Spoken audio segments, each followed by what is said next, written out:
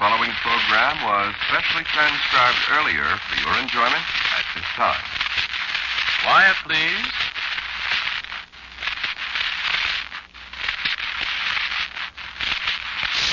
Quiet, please.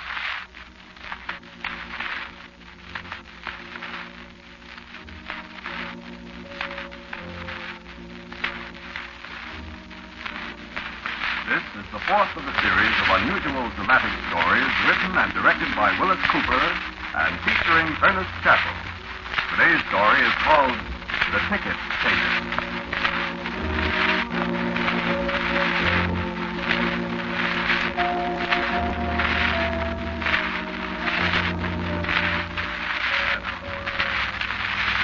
I don't know where I am now. I've been wandering around for so long, I don't know where I am, all by myself. Nobody seems to know me at all. Only thing I know for sure is one of these days I'll run into him, and then it'll all be over. I keep listening for him. Every place I go, I keep listening for that jingling, the shuffling footsteps, and that whining voice. And I know I won't be ready for him when I do hear him. You know, you're never ready for the guy with the bad news. And he is bad news. I thought I heard something knocking at the door. Did you hear it? Listen.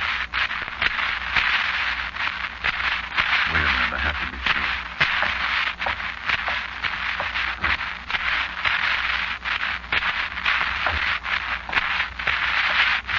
Nobody there. Guess I'm hearing things. Don't mind me, I'm always listening for him.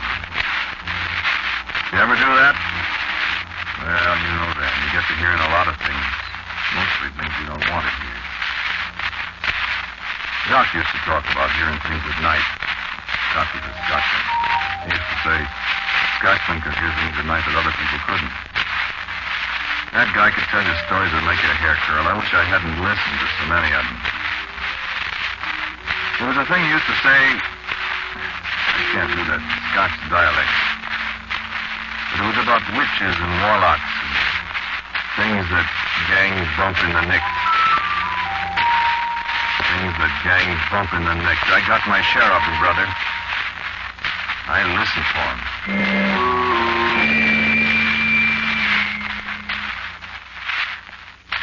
Jock and Ruby and me. Sitting in that room in that house on Taylor Street in Chicago. Sitting there all day long with the window shades down and $22,418 there on the table. Sitting there all night long with one of us always awake with a rifle, leaning against the window. I'd wake up at 2 o'clock in the morning, and there'd be Ruby counting the money again. And the little red glow that came in the window from the neon light in the saloon across the street.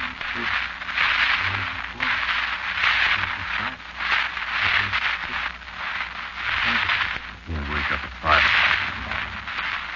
There'd be Jock's footsteps across the floor. He'd sing some old Scotch song. But yellow blade, Justin Bruce is often made. Welcome to your good... Shut up, will you? Oh, did I wake you up, Ernie? I'm sorry, I wasn't thinking. Did you get me sleep then? Slept for a while. Lord, it's hot. See anybody? The lady stopped each side about 3 hours ago. But he was looking for a woman. Now listen to him talking. The sun's up. It's going to be another hot day. What time is it, Jock? 5. Wake up, Ruby.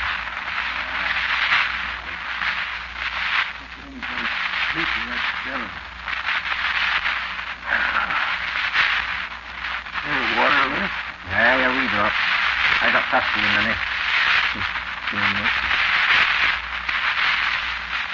Yeah, don't drink at all.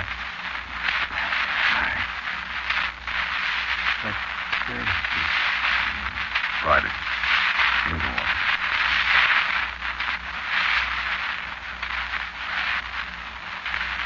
Friday. Nine. Go downstairs, Ruby, and see if the old lady's got the coffee ready. Aye, and tell her to get the papers. Yeah, have her get the papers, too. Yes, we all see. Tell her to get them. Oh, I want to get out of here. Oh, certainly all. Maybe this will be the day. I'll get carried away. When I leave, I want to leave for good.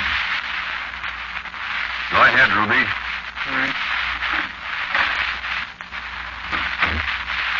How much longer, do you think, Ernie?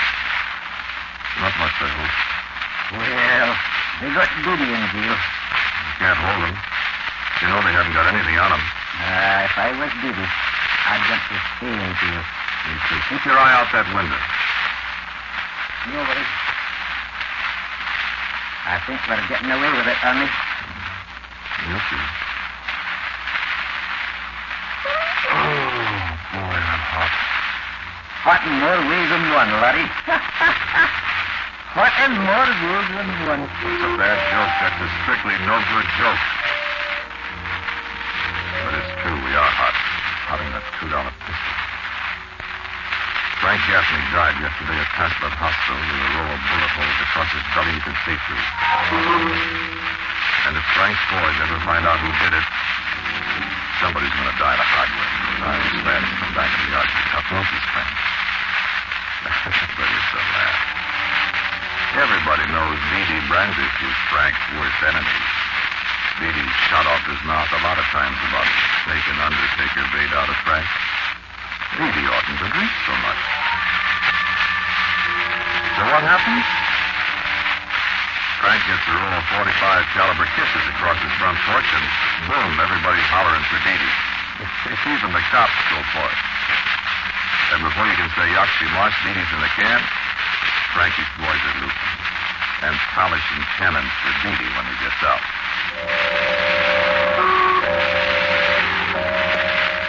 Oh, yes, he'll get out. Oh, yes.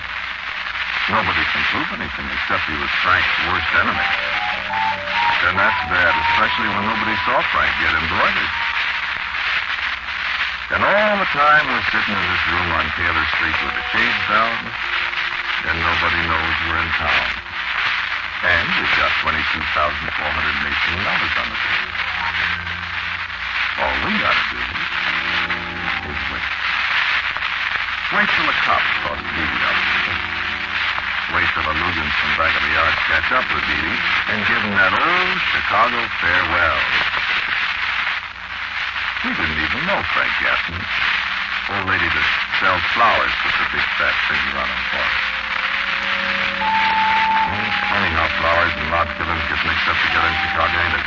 Remember Beatty O'Banion? Had that flower shop across from Holy Lane? They mowed him down among the sweet peas a long time ago. And here's Frank Gaffney got flowers from Beatty's old shop. Anyway, you see, it's a sweet deal if we can hold out till Beatty gets paid off for something he didn't do. The Rubens will be satisfied, and they'll put the artillery away and figure it's a deal. And Ruby and Doc and me will take a very, very fine powder for that $22,418, and everybody will be happy. The guys that paid us for the job, the cops, Frankie's mom, and us, we'll be happy. He could turn us into a banana. The door busted open. Hey, I got this. You come awful close to getting that slug right through your scrapple. Tightening the door as you do. Shut the door, you jerk. Look at the circle. Let's see.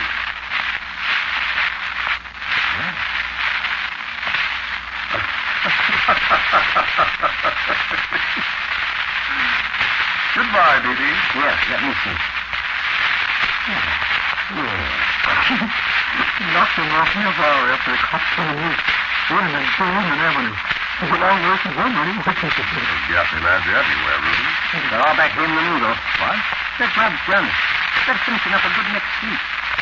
When do we get out of here, Rudy? Any minute. Today? You wait another couple of days. Just to be on the safe side. I can take it here. I have to get for 9 days. I need Ruby. One more day will help you. Just like Ruby. take any chances we don't have to. I want to get out of here. Shut up and let us read the papers. We'll be out soon enough. Maybe we could put the window curtain up now. No. You're clean, Jack. You're the clean and we're well over here, Ruby. What's happening, Major? Yes, we'll count the money again, Ruby.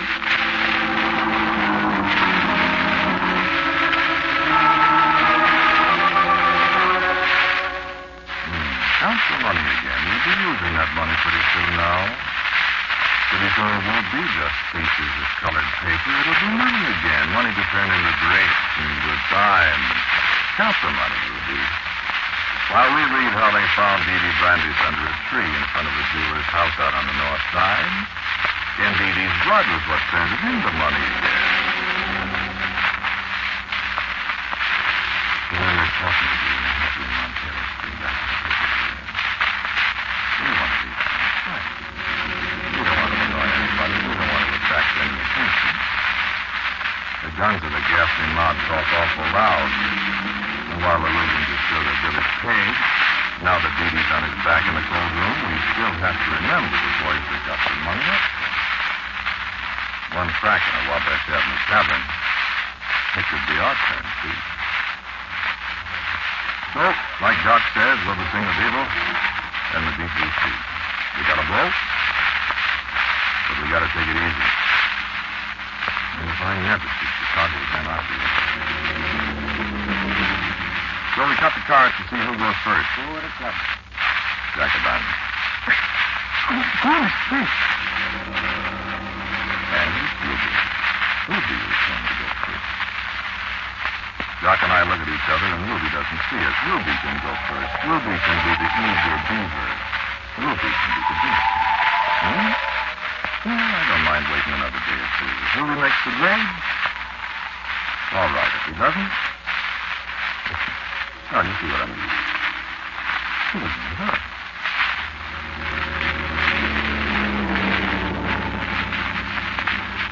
So now it's night, and Ruby counted the money for the last time, and we split it 3 ways, and he matched for the extra $2 so it didn't come out even. Then Ruby won, and he felt fine. It was 9 o'clock before the doctor. When it was 10 o'clock, there were still people walking around in the street. And it was 11. And midnight, and a copper walked past. And it was 2 o'clock in the morning when we opened the door and started downstairs. It was still all busy. Wasn't very smart of us, I suppose, when you figure how we hid out there in that old house so long just to be sure we'd get away alive. But talking makes people talky sometimes. We figured we needed some air. It wouldn't be right to let a pal walk out alone. Besides, it was only over to the Garfield Park L station at Halstead Street for Doc and me. Ruby was going to take the L there and ride out to Cicero Avenue and then grab a streetcar south to the airport. I'll get off a couple of blocks this time of the airport so I can kind of take it in case there's anybody here or not. Oh, there won't be anybody, Ruby. You're all set now, Ruby? Perfect, yes, sure. I'll be on old flight 24, 410. By the time you guys wake up, I'll be in New York. And you'll meet us at Ted's place next Thursday afternoon. Oh, boy, New York. And see you don't go getting lost. I've never been in an airplane before. Hope it don't crack up. Well, don't forget the name you're using either. Mr. Masterson. Mr. Burt Z. Masterson of Des Moines, Iowa. First nobody asked me about this name. I ain't never been there. You don't talk so much, Mr. Masterson. I'm happy, Doc. Now, tell us about that New York life. What's the matter? Go. What's the matter? What's the matter? I'm calling. Would you cut? Shut up. Over here in the door. The old factors are in the huge doorway.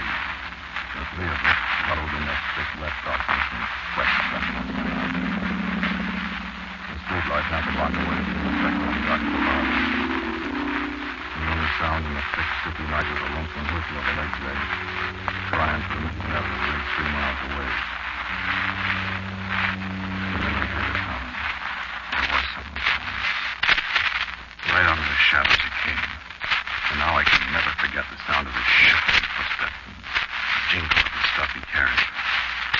A harmless old man in a broken cap and a long overcoat that trailed the ground. Chicago weather in midsummer, and a heavy overcoat buttoned to his scrawny neck. Padding along in the heat and the darkness. 3 of us hiding from him in the doorway. He felt like 2. We waited for him to pass. He didn't pass us. Straight to the shadowy doorway the old man came. I was sure he couldn't see us in the dark. Those vacant eyes he turned toward us were sharper than I thought. I thought, too, that I felt a breath of cold air as he stopped, wagging his ancient head from side to side. I thought, too, of the warlocks and witches and the things that go bump in the night that Doc was always talking about. The old man whined at One of you gentlemen going on the elevator. How did he know that? I know one of you gentlemen going on the elevator. Who was he? How did he know? Was he? What do you want, old man? You're not the one going on the elevator, sir. Here, old man. Here's a faucet. Now wash him and go to your bed. I can't, sir. I've got work to do. This isn't the gentleman either. He was looking at me, ignoring the 2 bits that Jock held out to me. You're the gentleman. I'll have your ticket, if you please, sir. Ticket what? Your ticket, please. I haven't got any ticket, old man. You don't buy tickets in the elevator. You've got a ticket, sir. You have to have a ticket. Listen, I tell you, I didn't get it, Ruby. Here comes a train. It won't be another for an hour. Okay, so long, guy. I'll have to have your ticket, sir. Here, old man. You haven't got a ticket? What are you, nuts? You've got a ticket, sir. Look in your pockets. I have to have your ticket. Get out of the way. In the right-hand pocket, sir. Tell you. That's it, sir. Thank you very much. Now I'll just punch it for you so it's all right. You can go now, sir. Take it quick, Ruby. We'll take care of the old fool. Good luck, sir. Look, I don't know where that ticket came from. Easy, you'll miss the train. Oh, okay. I'll see you Thursday. So long, honey. So long. Well, he's gone. Now, old man. Hey. Old man. Andy, where'd he go?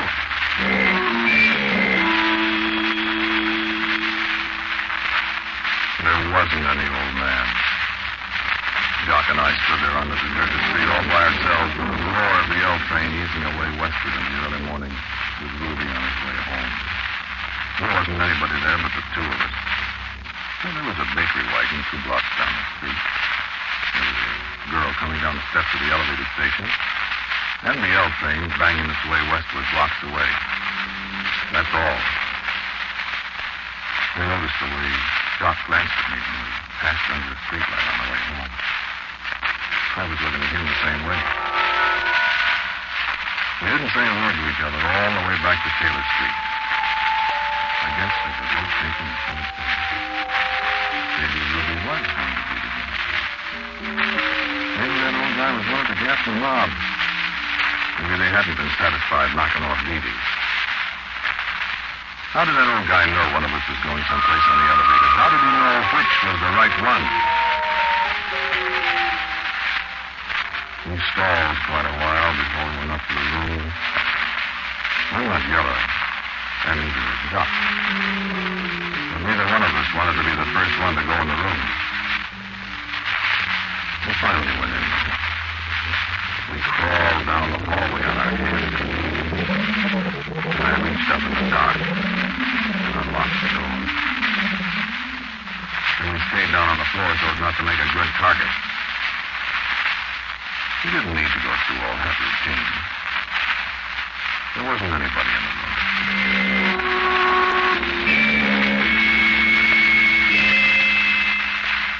We didn't sleep. Doc sat by the window with the sawed-off shotgun. After a while, he said, If that was putting the finger on the Ruby, it was awful well done, Eddie. I didn't see anybody around. Thank God he didn't see anybody around, and the old lady put the finger on him for us. We got the news from the paper. We heard the kids down the street hollering extra. Doc and I looked at each other without saying anything. You know what we thought. We thought the headlines would be something like Gaffney Mob Blasts Gunman, with Ruby's picture on the front page. That wasn't the headline, though. The big story was about an airliner that crashed on the takeoff at Municipal Airport at 4:10. Everybody on board was killed. name at the head of the passenger list was J.P. Masterson of Des Moines, Iowa.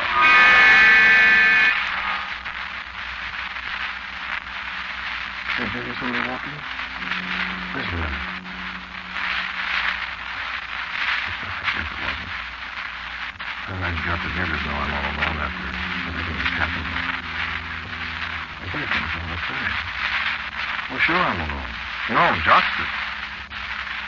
Didn't I tell you about Jock? I was talking about Ruby and the plane crash. Look, about Jock. Jock and I decided the old ticket taker wasn't one of the guys. He couldn't be. How could a crazy old man have anything to do with an airplane crash? It ain't possible, is it? Well, who was he? Well, what was that ticket that Ruby had? I was sworn Ruby didn't have any ticket except a plane ticket. We each had plane tickets. That was part of the deal, you see. All we had to do was call up and make our reservations whenever we wanted to get out of town. That's all the tickets we had. Doc and I got to talking about that a couple of days later. Well, I didn't tell who the old man was, nor what he had to do with it all. But that's warning enough for me, Ernie. What are you going to do? Look, Larry, the plane ticket didn't cost me anything, you see. And regardless of whether the old ticket man had anything to do with it, I'm not going to ride on no airplane for nobody. Yes, but what are you... I'm going to take a bus to New York. Bus, John? Okay. In fact, I'll pay myself a $3. It was only a minute. Nobody ever heard of a bus cracking up in the fire. And when I get to New York, I'll catch an airplane ticket, and I'll be a few more dollars a week. You come and go with me. No, I was going to take the train. Listen, Ernie. I didn't tell whether Frank Gaffney's lads are onto us or not. But when they are, they'll be more likely to hang about the railway stations than about the bus terminals. You see? I think you got something there, Jock. I have. And another thing, Ernie. There'll be no nonsense about tickets on our bus, too. I wish I knew what that old guy... Forget the old guy. I wish I could forget him. I wish I could forget him right now. I had all I want of him. Who is he? What are those tickets?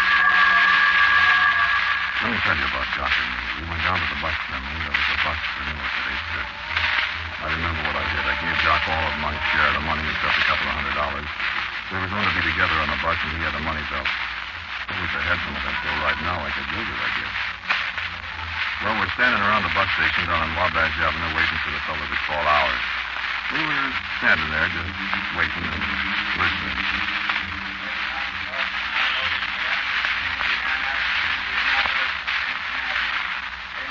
Then all of a sudden, there was one of those silences. And I heard something.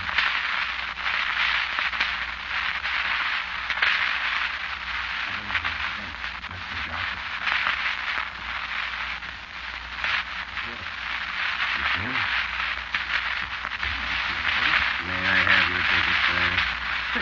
What did you do for? I came for your ticket, sir. Not a ticket? Your ticket. Please, I haven't got very long to wait. I haven't got anything but my bus ticket. Yes, you have. Look in your pocket. Who are you, old man? I want his ticket. He hasn't got anything. Yes, he has. I haven't got it. In your pocket. Well, yeah, I haven't got it. That's it. Thank you. I wish you a very pleasant journey, sir. Now, wait a minute. I want to know who you are and... Ernie. What? Goodbye, old man. Listen, Doc, I'm going to find out about Shut this. up. Let him go. Where'd he go? Never mind where he went. Listen. Rammed into the Let crowd. him go. We're going to top the old boy this time. Well, what are you going... Listen. I think he knows what bus we're going on. I'm going to just fix our tickets real fast. And we'll take the next one, see? Yes, but what... Look out and buy some cigarettes or something. And I'll go get the tickets, see? While he's watching you. Go on, beat it. Meet you here in 5 minutes. I don't like it. I don't like it at all, but Jock has got a good idea, so I'll try it. He goes to the ticket window. I use my way through the door out into the street. And up in your cigar. Cross up this thing. Ticket taker, won't you? How does he arrange that airplane traffic? He won't give Jock a need. I come out. I don't see him anywhere.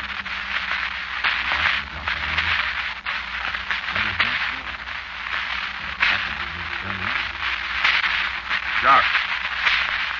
Doc, where'd you go? Just silly to yell that way. Where did you come from? I was watching your friend. Where is he? He's gone. What? He's gone, friend. Did he run out on me with all that money? Oh, no. Well, where is he? You wouldn't want to see him now, friend. He had an accident. He had what? He fell in front of the bus over there. I'm afraid he's dead. What are you telling me? Oh, quite all right, you know. I have him ticketed. Did you... That gun won't do you any good, You friend. killed him. Oh, no. You killed him, I tell you. Put up your gun, friend.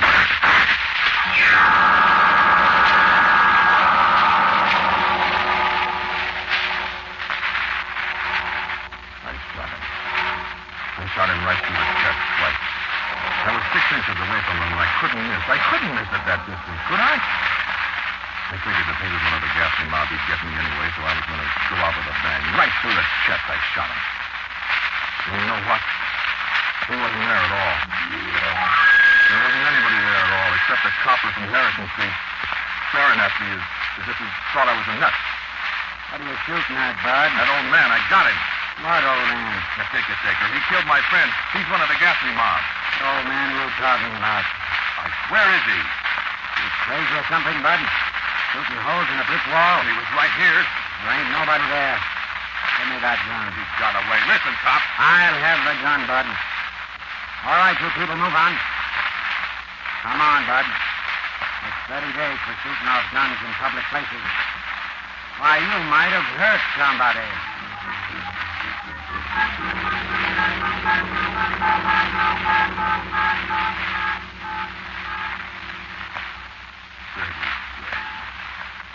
And they laughed when they left me out. Am I crazy? I don't know. I keep hearing things. I know he was there when I shot, but... I didn't.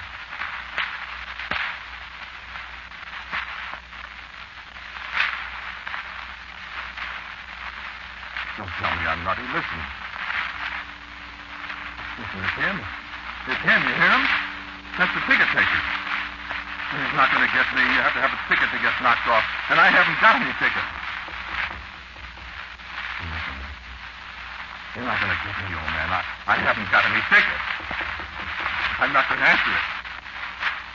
There isn't anybody there.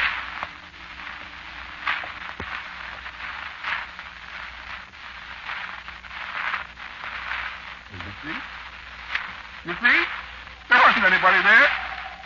There isn't any ticket taker. I've been dreaming things. All the time I've been dreaming.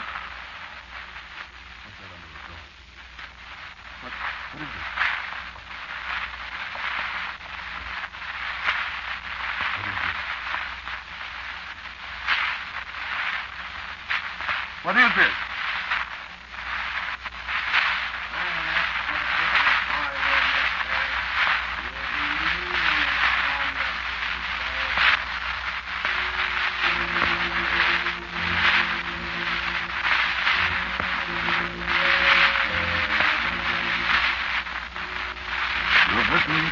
Quiet Street. It was written and directed by Willis Cooper. The man who spoke to you was Ernest Chappell. First Lloyd Buckley was the ticket taker. The others were Lon Clark, who played Ruby, Pat O'Malley, who was Doc, and the policeman, Rock Lawson. Music was composed and played by Bill Clarkson. The preceding program was especially transcribed earlier for your enjoyment at this time. Quiet, please, will no longer be heard at this time. In its place, Mutual will again bring you the Salt of Monte Cristo. Be sure and listen next week over most of these same Mutual stations when the Salt of Monte Cristo returns to the air. This is the Mutual Broadcasting System.